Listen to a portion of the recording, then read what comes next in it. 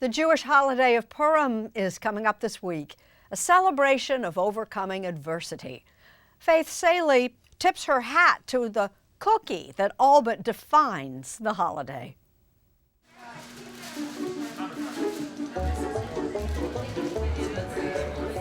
This week at Bread's Bakery in New York City, one cookie is bound to outsell the rest.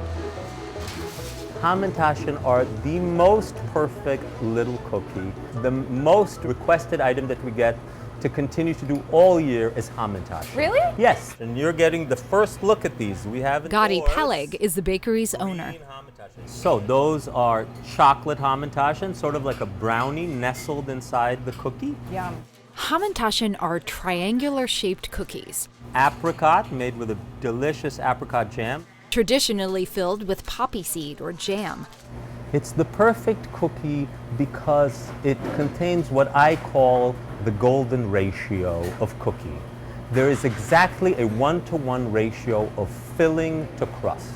They're served during the Jewish holiday of Purim, which begins Wednesday.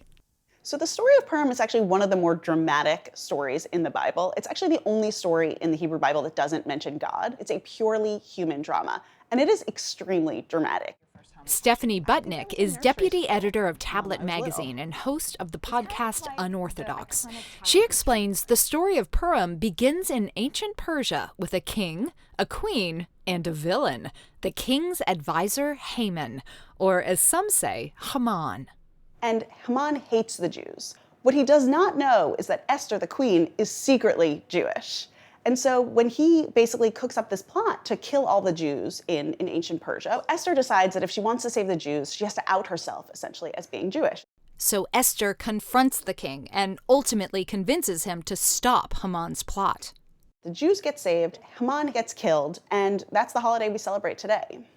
The pastry, however, wasn't baked into the holiday until the 16th century, when it was inspired by the German cookie Hamantaschen, Mohn meaning poppy seed, and Tasch meaning pocket.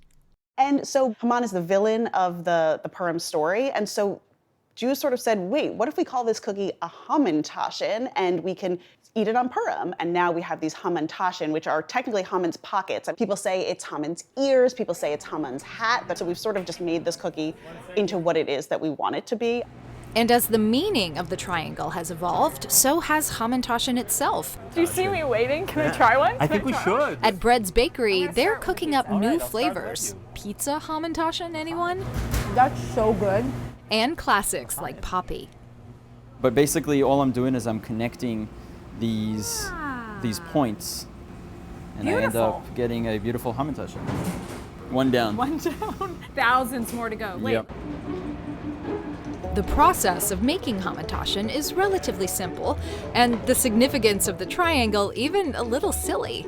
But when put in context, Stephanie Butnick says it's a recipe for what Jewish celebrations are all about. I think to me it's this Jewish spirit of resilience and celebration that we actually eat a cookie named after one of the top 3 villains in Jewish history. Yeah, it's like taking a bite of Jewish people's survival. Yes, they tried to kill us, we won, let's eat a delicious cookie.